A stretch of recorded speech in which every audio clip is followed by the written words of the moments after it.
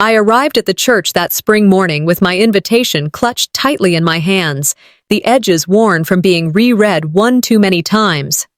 The sun had barely risen over South Fulton, Georgia, casting a soft light across the freshly manicured lawns, yet the warmth in the air did not reach me.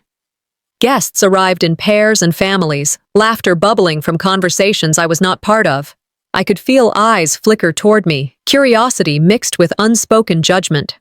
I moved carefully down the aisle, my heels clicking against the polished wood, and settled in the back pew, keeping my posture modest, respectful. Kendra, my son's fiancée, passed by, her gaze icy, pretending I was a shadow that didn't exist. Corey avoided my eyes entirely, shifting nervously as if the world around him had suddenly contracted into a spotlight shining directly on my shame. I told myself to breathe, but the air seemed heavy, loaded with whispers I couldn't fully hear, yet felt piercingly clear. Somewhere near the front, Pastor Jules cleared his throat, preparing to start the ceremony, but then paused, glancing at Corey, who whispered something that made the pastor's eyebrows knit tightly. And then it happened. Corey stood and cleared his throat, the microphone amplifying the tremble in his voice. "The greatest gift for our marriage would be if my mother would respect our space and leave this family for good." Silence fell like a curtain. The gasp from a nearby guest reached me, yet I remained seated, rooted, unable to move or respond. My hands clenched in my lap, knuckles white, the shame a dense weight pressing down on my chest. I could hear the low murmur of uncertainty spreading through the crowd, some awkwardly applauding, others looking away, embarrassed or confused. My mind reeled, thoughts colliding in a storm. How did it come to this? How had I raised a son who could call me a stranger in my own family? Some wounds don't bleed, but they break bones. In that moment, I wasn't embarrassed. I was enlightened. A flood of memories cascaded behind my eyes. A week ago, I had offered to help set up the reception, bringing my best china and some homemade cobbler. Corey brushed me off gently, insisting Kendra wanted something more elegant. I overheard her whisper to a friend, "Your mother always finds a way to insert herself." The cobbler sat untouched, a silent testament to my presence being unwelcome. These small rejections, once brushed aside, now replayed like glaring red flags. I realized I had tolerated disrespect disguised as boundaries for far too long, excusing dismissals and avoiding confrontation. My guilt collided with a growing recognition of reality. The person I had been, placid, obliging, had allowed a pattern that had escalated into public humiliation. I rose slowly, every step toward the aisle feeling like a funeral march. The ushers hesitated, unsure whether to intervene or let me continue. A small hand slipped into mine, maybe 10 years old. "You look like a queen," the girl whispered, her eyes wide with sincerity. I nodded at her, swallowing back tears, gratitude mingling with the sting of betrayal. The wind picked up as I exited the church, tugging at my coat and stirring loose strands of hair around my face. Outside, the world felt sharper, more defined, as though the universe itself had drawn a line in the sand. A satin handkerchief slipped from my pocket and fluttered to the ground near the doorway. No one noticed. No one cared. I stooped to retrieve it, but paused, letting it lie there, small, silent, a mark of my dignity abandoned, yet not destroyed. As I walked to my car, the murmurs inside the church continued, fading into a dull hum beneath the roar of my thoughts. The betrayal was fresh, but beneath it simmered something else, a quiet, determined strength. I would not shrink, not this time. My son had underestimated the resilience of the woman who had raised him, the woman who had endured years of subtle slights and quiet indignities. Today was not the end of my story. It was the spark that would ignite the change long overdue. My chest tightened, the ache of rejection sharp, yet in it I felt the stirrings of resolve. The road ahead was unclear, but I would navigate it with the same intelligence and patience I had always applied to life's hardships. I would endure, but I would also rise. Returning home 2 weeks after the wedding, the quiet of my house felt heavier than ever. Everything was in its place, neat and orderly, yet the air seemed to press against me, hollow and indifferent. Corey's words still lingered, echoing in the empty rooms as if they had taken up residence, refusing to leave. I sank into my favorite armchair, a cup of tea cooling in my hands, and spoke aloud to no one but the familiar shadows. Do you ever feel like your children turned into strangers right under your roof? It wasn't a question looking for an answer. It was a confession to anyone willing to listen that silence can corrode even the strongest bonds. The mail arrived, landing on the counter with a gentle thump. I picked up the wedding thank you card addressed to Mr. Mrs. Corey Simmons. My name absent, my heart sank deeper than I expected. The memory of raising Corey resurfaced sharply. His teenage years had been the first warnings, the subtle pull away from my reach. His father's absence left a void I tried desperately to fill with patience, discipline, and love. I remembered the long Sunday dinners, the laughter, the quiet moments we shared. And then, slowly, he began skipping those dinners, seeking refuge elsewhere. Kendra's voice calling me overbearing in passing, the sting of her judgment, the moment I defended him at a PTA meeting and took blame to shield him. The words Corey had once spoken haunted me. You always make things about you. I had thought it was a phase, a temporary clash of expectations, but now I saw it as a seed planted early, nurtured in silence, and grown into distance. 2 days later, I carried his favorite stew to his home, hoping to bridge the gap, however small. Kendra answered, her smile polite but sharp. He's busy with clients, she said, laughter faint behind the door. I offered the pot to leave on the porch, a gesture meant to soothe, to remind him of me without intrusion. She corrected me coldly. Don't make this harder than it needs to be, Miss Claudine. Miss Claudine. A simple, formal title, yet it erected a wall that separated us, a reminder that the warmth I offered was unwelcome. I nodded, forcing a smile, and turned away, leaving the pot on the porch as a peace offering, its warmth fading in the spring air as I walked back to my car. Sitting by the bedroom window that evening, I watched a young mother lead her child by the hand down the street, their laughter carried by the wind. A question twisted in my mind. Had I raised him wrong? Was love and discipline a line too thin to navigate? My mother's words returned. You can pour your whole self into a child and still not fill them right. I understood now, more than ever, the burden Black mothers carry, a relentless weight of guilt, responsibility, and expectation, yet often blamed for trying too hard. I picked up an old photograph of Corey as a baby, his small fingers curled around mine, eyes wide with trust. Whispering softly, I said, You didn't come with instructions, baby. I just did my best. The photo trembled slightly in my hands, as if acknowledging my honesty. The mail flap sounded again, breaking my reverie. A plain envelope, no return address, slid across the floor. I opened it to find a printed screenshot. A group chat where Kendra's sister mocked me, the words sharp and unkind. Beneath it, a tiny heart icon marked as liked by Corey himself. A cold, quiet fury settled over me, twisting into something I couldn't ignore. You can teach a child to speak, but you can't stop them from turning their tongue against you. I held the paper in my hands, feeling the sting, the betrayal, and the bitter recognition that silence had done its work. But in that same moment, I felt the first flicker of resolve. I would not let this disrespect define me, nor let it continue unchecked. The quiet was no longer comforting. It was a call to awaken. The morning sun filtered through the sheer curtains as I smoothed the last crease from Corey's suit jacket. I had ironed his shirt with meticulous care, polished his shoes until they gleamed, and checked the floral arrangements one last time. The scent of fresh lilies mixed with the faint aroma of coffee, an ordinary comfort on an extraordinary day. I had poured my heart into this wedding, the countless hours spent planning, calling vendors, and making sure every detail reflected my son's personality. I thought of the sacrifices I had made over the years, financial, emotional, moral, and felt a quiet pride. Yet, beneath it all, a heaviness sat in my chest, a premonition that perhaps this day would not unfold as I imagined. Kendra greeted me at the door, polite yet distant, her eyes barely meeting mine. Place cards on the reception tables bore no mention of me, a subtle but deliberate exclusion that prickled sharply. My anticipation clashed with a growing dread. This was meant to be a celebration, yet I felt an invisible barrier forming before me. Arriving at the venue, the grandeur of the decorations struck me. Crystal chandeliers hung above tables set with fine china, floral centerpieces bursting with spring blooms. Friends and family gathered, exchanging laughter and small talk, but my presence seemed peripheral, a shadow on the edge of the crowd.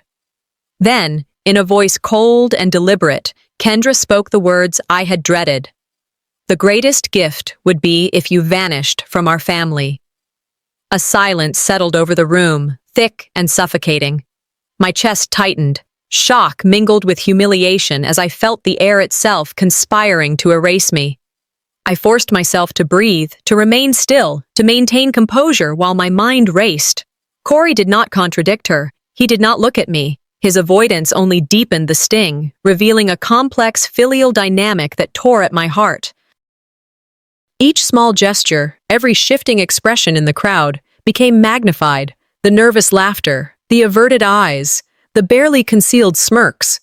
I felt a pang of invisibility, the realization that years of quiet endurance had led to this public diminishment. The reception offered no relief. Guests navigated around me as if I were transparent. The table seating, an unspoken hierarchy, positioned me at the outskirts.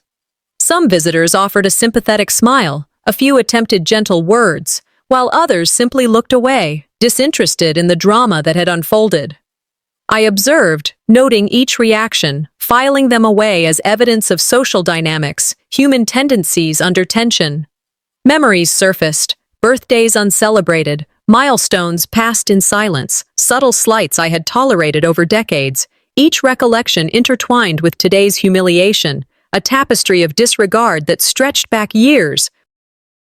My frustration built, not in outward confrontation, but in a quiet, simmering fire that demanded acknowledgement. The slow moments of reflection, the sharp observations of those around me, merged to fuel a deep, internalized anger. Choosing my response became an exercise in strategic patience. I held the outward calm, silently weighing every emotion, every impulse against the long game I intended to play. Kendra's behavior revealed itself in microslips, arrogance, overconfidence, hints of weakness I could exploit. My mind traced each interaction, noting the lies hidden in polite smiles and casual dismissals. I recognized the power in observation, in remaining composed, in letting the heat of insult wash over me while I planned my next steps. The gift I had brought, wrapped with love and thought, I left unopened at her table. It was not rejection, but a statement, a quiet reclamation of dignity, a refusal to allow my efforts to be mocked or misused. In that moment, invisibility was my armor, patience my weapon, and resolve my silent declaration. They would see the care, the devotion I poured into this day, eventually. Today, I was present, yet unseen, strong, yet restrained, a force not to be underestimated. The days following the wedding were heavy, each one stretching with the weight of quiet humiliation. I moved through my home like a ghost, everything in its place, yet nothing feeling right. The echo of Kendra's words haunted every room. The greatest gift would be if you vanished from our family. I tried to occupy myself, tidying the kitchen, arranging flowers, sipping coffee slowly. But the ache of invisibility lingered. I took long walks through our familiar Atlanta neighborhood, the spring air brushing against my face, each step a reminder that the world outside kept moving, while inside, I felt suspended. Journaling my thoughts became a quiet ritual, a place to pour the mix of sorrow and simmering anger without judgment. I called a trusted friend, recounting events with careful restraint, and allowed myself the barest glimmer of reassurance. Each day, I nurtured the seed of determination that had begun to root during that dreadful ceremony. Observing Corey and Kendra became a careful, deliberate practice. I paid attention to their patterns, subtle gestures, fleeting expressions, the way conversations unfolded when I wasn't present. The wedding had illuminated more than just personal slights. It revealed a web of disregard that had gone unnoticed. Then, during a casual visit to Corey's home under the guise of dropping off leftover wedding favors, I witnessed a moment that crystallized everything. Kendra taking credit for decorations I had painstakingly organized, a fleeting smirk as she casually remarked to her friends, "I handled the flowers this time." Corey didn't correct her, just nodded absent-mindedly. Micro-expressions, the slight narrowing of eyes, the tiny curl of a lip, spoke volumes, exposing a calculated disregard for my role. In that instant, the puzzle pieces fell into place, validating the intuitions I had carried since the wedding. I began gathering evidence with precision, a quiet, methodical collection of proof. Notes detailing slighted gestures, photographs of overlooked contributions, discreet recordings of conversations where my name was omitted, each piece catalogued carefully. Friends and extended family, aware of my struggles, offered insight without judgment, confirming patterns I had once questioned in myself. Past grievances now connected seamlessly to present slights, revealing a long-standing dynamic of disrespect. With each discovery, my anger was measured, controlled, channeled into clarity. Empowerment emerged through observation and documentation, a tangible sense that I could protect my dignity while preparing for the right moment. Sitting alone by my window in the late afternoon, I allowed myself to reflect on personal strength. Memories of past victories, the lessons learned from decades of navigating life's injustices, reminded me that I possessed resilience and intelligence. Acting impulsively would have compromised all of it. Timing and strategy mattered more than immediate satisfaction. The thought process was deliberate. To remain calm, to preserve composure, to collect truth without exposure, knowing the moment of revelation must be earned. In this quiet self-assessment, I felt an undercurrent of hope, a silent determination knitting itself firmly into resolve. I understood that dignity, once maintained, became the sharpest tool in confronting deceit. By evening, I had outlined a careful plan, the first step toward confrontation without alerting Kendra to my intentions. Evidence would speak for itself, positioned strategically to illuminate the truth at the right moment. A letter, a photo, or a subtle note, each element chosen with precision, each calculated to reveal the weight of years spent in disregard. I placed my collected items safely within reach, knowing the time for action would come soon. The night settled around me, calm yet brimming with potential energy. Tomorrow, I promised myself, they would not see me coming, but they would feel the weight of every slight, every omission, every moment of invisible endurance finally acknowledged. I spent the morning sifting through the stack of notes, photos, and recordings I had carefully gathered over the past days. Each piece reminded me of the wedding, the invisible role I had been forced to occupy, the dismissive glances, Kendra's small acts of erasure. I weighed the option of confronting them now versus waiting for a stronger position, a moment where my voice could carry the weight it deserved. My hands rearranged the evidence almost ritually, a subtle assertion of control, a quiet signal to myself that I wasn't powerless. I traced my fingers along the edges of the photographs, feeling the texture, the permanence of each slight captured. Every corner of the table, every piece of paper, became a reminder that I was taking action, slow, deliberate, strategic. The tension hummed beneath my skin, a steady rhythm of restrained anger paired with cautious anticipation. At the local cafe, I tested the waters, initiating casual conversations with Kendra. My voice was light, my tone neutral, but my words carried hints of knowledge she hadn't anticipated. I observed her carefully, the twitch of a smile, the quick flash of discomfort when I casually referenced a detail only I would know. Corey sat nearby, polite yet tense, avoiding eye contact with both of us. Kendra waved off my subtle nudges with practiced grace, her dismissive attitude like a shield. But beneath it, the micro-expressions betrayed her. She underestimated me, and I could see it in the way her posture stiffened, her eyes flickered to catch mine. Each moment was a small victory, a confirmation that I had influence even when they thought I did not. Back at home, I strategized with a trusted friend, talking through the next steps, weighing potential risks and rewards. Timing mattered more than confrontation. Patience would be the key.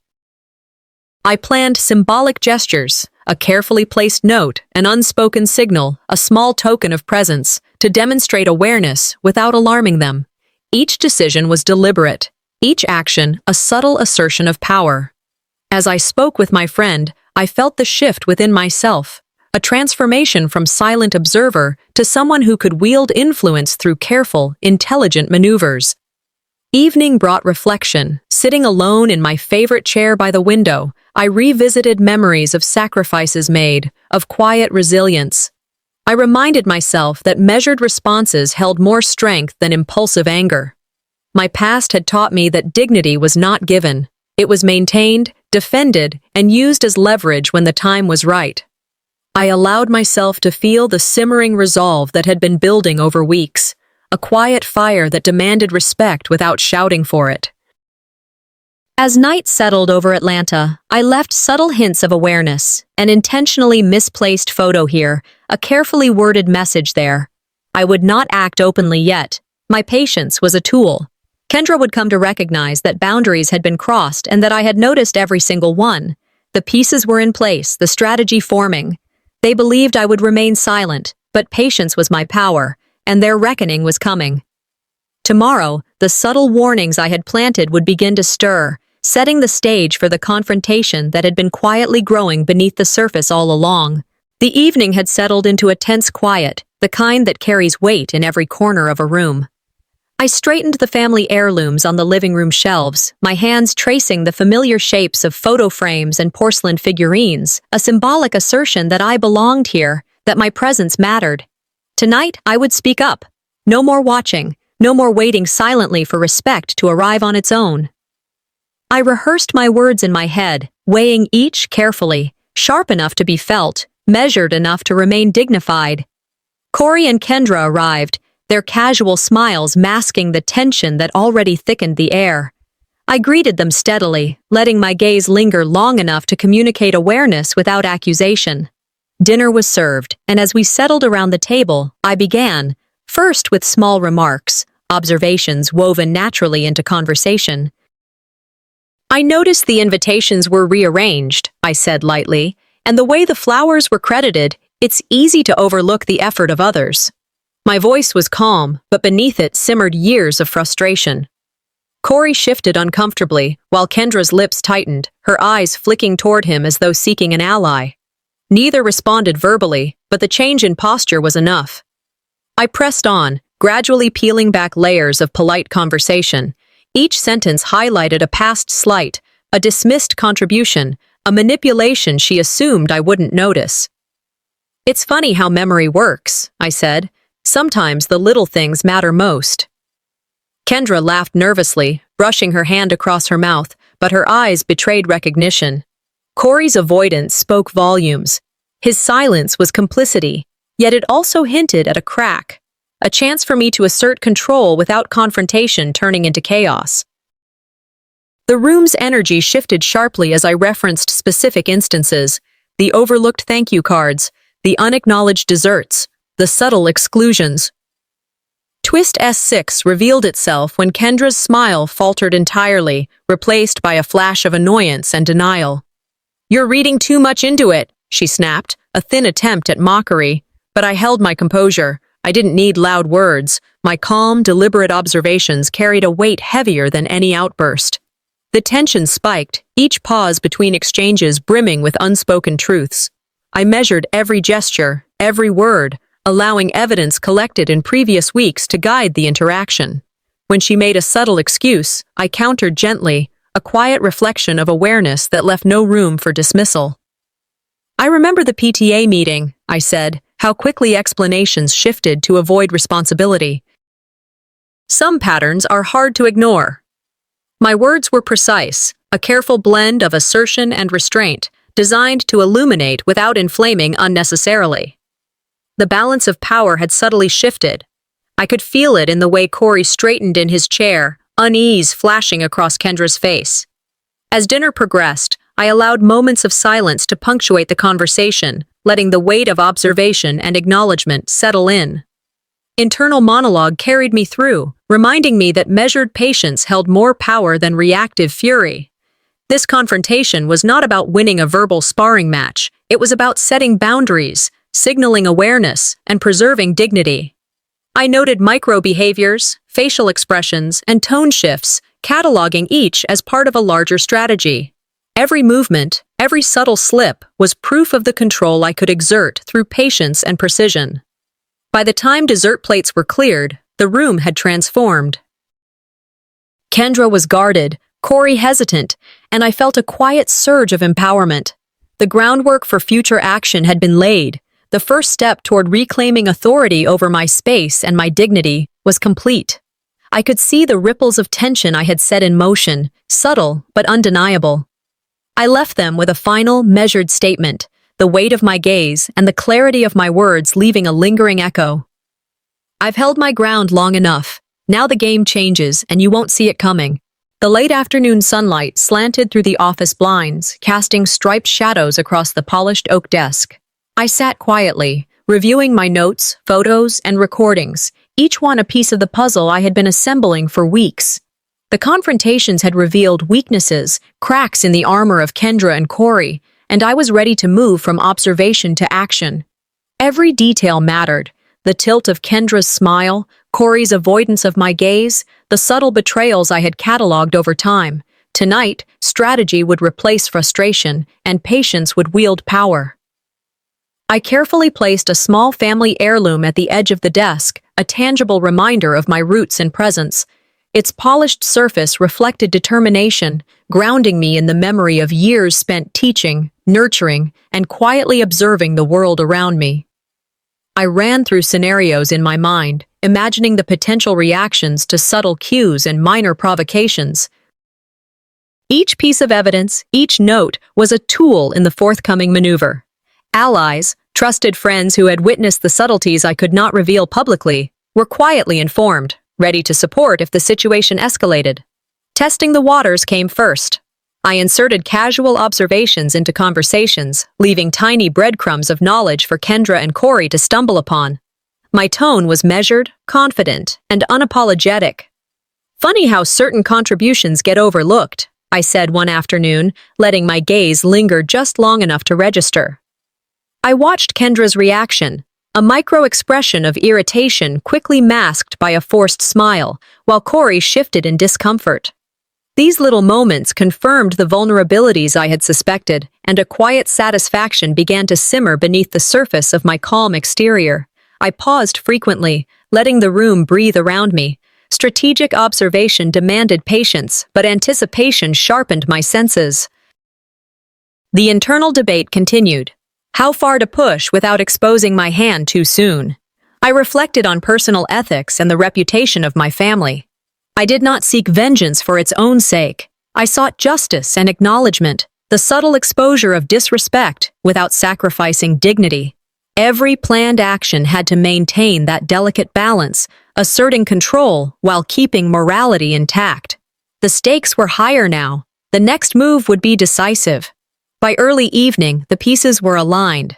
I reviewed each scenario once more, noting when Kendra's arrogance might falter, when Corey's deference could be leveraged. Timing was everything. My internal dialogue had transformed from simmering resentment into precise calculation. There would be no rash actions, no shouting matches, only carefully orchestrated steps that revealed truth and compelled recognition. The tension of prior confrontations had evolved into focused anticipation, a controlled storm ready to be unleashed at the opportune moment. As I rose from my chair, smoothing the documents into a neat stack, I felt a surge of quiet empowerment. Every observation, every subtle interaction had prepared me for this turning point. The curtain was poised to rise, and when it did, Kendra and Corey would be caught unaware, exposed by the careful strategy I had meticulously constructed. My heart steadied, mind clear, and resolve firm. The moment of truth was approaching, and I was ready to step fully into the plan I had spent weeks perfecting. Everything was set. When the curtain rises, they won't know what hit them. The late afternoon light filtered through the tall windows of the family estate, painting long shadows across the study where I had chosen to stage the confrontation. My heart drummed steadily, not with fear, but with a focused energy that sharpened my senses. Every piece of evidence I had gathered, the subtle notes, the recordings, the photographs, sat before me, organized and ready. I had allies discreetly positioned, prepared to witness the truth unfold. Tonight, the mask would come off, and the charade that Kendra and Corey had maintained for so long would crumble under careful scrutiny. I stepped into the room with measured grace, projecting calm authority. Corey glanced up, caught off guard by the determined light in my eyes. Kendra, poised as always, attempted to mask unease with her usual practiced smile. I began to speak, voice steady, precise, leaving no room for misinterpretation. I referenced specific instances of exclusion, misdirection, and subtle manipulation, each carefully documented. The room responded. Some shifted uncomfortably, others exchanged surprised glances, and I noticed Kendra's hand tighten around her glass. The air itself seemed to tense as the weight of truth settled in. Twist S8 unfurled as I revealed evidence that no one could dismiss. A photo here, a message there, every item corroborating the subtle patterns of disrespect they had shown me over the years. Corey's eyes darted nervously. Kendra's lips pressed together, trying to maintain composure. I kept my tone calm, measured, but every word carried the force of a moral verdict. The room became a crucible of tension, reactions mixing shock, discomfort, and the rare pang of guilt. I felt the empowerment of having meticulously planned this moment, watching as their carefully constructed illusions began to crack. Subtle psychological play followed. I allowed pauses to extend, letting the weight of the evidence settle, observing micro-reactions, the flicker of anger, a nervous glance exchanged, the smallest tremor in tone. My presence itself was a calculated instrument, asserting control without raising my voice.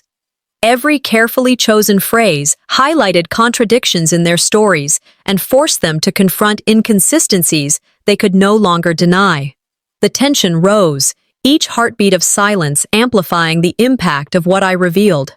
I was not shouting. I was commanding attention through the authority of truth. As the confrontation reached its peak, I reflected briefly on the ethical lines I navigated. Justice did not require humiliation. It required clarity, restraint, and moral consistency. Family integrity mattered, even while holding wrongdoers accountable. I balanced firmness with poise, allowing the evidence to speak louder than any emotional outburst. This was strategy executed with intelligence, ensuring that the revelations would resonate while maintaining my dignity. I felt the quiet satisfaction of righteous vindication coursing beneath the surface of controlled composure. As the meeting drew to a temporary pause, the room still buzzing with the gravity of what had been revealed, I let a final line linger in the air. They see the truth now, but do they understand the power of what they've awakened? The words hung, a silent signal that the confrontation was far from over. Family dynamics had shifted irrevocably, and the consequences of the unveiling would unfold in ways none of us could yet predict. Every observer, every subtle reaction had been catalogued, and I knew the next chapter would demand even greater strategic precision. Tonight, the veil was lifted, and the truth stood unmasked. The evening settled over Atlanta like a soft blanket, wrapping the neighborhood in a calm that felt almost surreal after the whirlwind of revelations. I sat quietly in the family room, reviewing the subtle ripples left by the confrontation in the study the day before. Corey seemed withdrawn, contemplative, perhaps finally grasping the depth of the disrespect that had been overlooked for so long. Kendra's usual confidence had faltered, replaced by a tentative acknowledgement of her missteps. Not all wounds healed in a single evening, but cracks had appeared in their facades, and the shift was unmistakable. The air carried a cautious relief, a delicate pause between tension and the promise of change. I began to rebuild connections with those who had been caught in the web of miscommunication or deception. Conversations flowed slowly at first, hesitant but sincere, bridging the distance that had grown over years. Small gestures, a shared coffee, an exchange of memories, listening without judgment, became symbolic acts of trust. Each nod of understanding, each tentative smile, reinforced the idea that relationships could be mended when approached with care and patience. I felt warmth return to spaces that had grown cold, subtle, but profound, reminding me that even fractured bonds could find resilience if nurtured with intelligence and empathy. Unresolved disputes were addressed with clarity and measured authority. I guided conversations, offering evidence when needed, and creating space for genuine acknowledgement of mistakes. Twist S9 emerged quietly. A last revelation from Corey, a confession that had been buried beneath years of pride and avoidance. It clarified lingering doubts and set a path for accountability, not through dramatic confrontation, but through thoughtful recognition of consequences. Kendra's response, restrained and introspective, hinted at lessons learned, the weight of their actions settling in a place beyond anger, toward understanding and potential reconciliation. The room shifted subtly, a fragile balance now leaning toward truth. I took a moment to reflect on my own journey. From quiet endurance to assertive empowerment, the path had been neither straight nor easy. I acknowledged the scars, the moments of doubt, and the years of being unseen, but also the wisdom earned and the dignity reclaimed.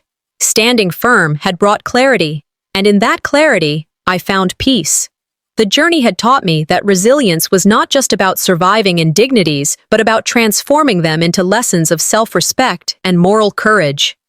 My spirit, once weighed down by unacknowledged pain, now moved with a quiet, confident strength. Later, I joined the community gathering in the evening, embracing the sense of cultural connection that had always anchored me. Faces I knew, young and old, offered smiles of recognition, affirmations of shared values and enduring resilience. Stories were exchanged, laughter filled the air, and I felt the warmth of belonging. My experiences, once isolating, had become a source of guidance and inspiration. I realized that influence did not require dominance, but the demonstration of steadfast principles and integrity. In their eyes, I saw respect. In their presence, a renewed sense of purpose. As night descended, I stood on the porch, looking over the familiar streets of Atlanta. The past had left its marks, but it no longer dictated my path. I had reclaimed agency, embraced dignity, and created space for healthier connections moving forward. Some wounds remained, subtle reminders of battles fought and lessons learned, but they no longer held power over my spirit. I drew a deep breath, letting the quiet triumph settle within me. I may have scars, but I walk taller than ever, knowing my truth stands firm.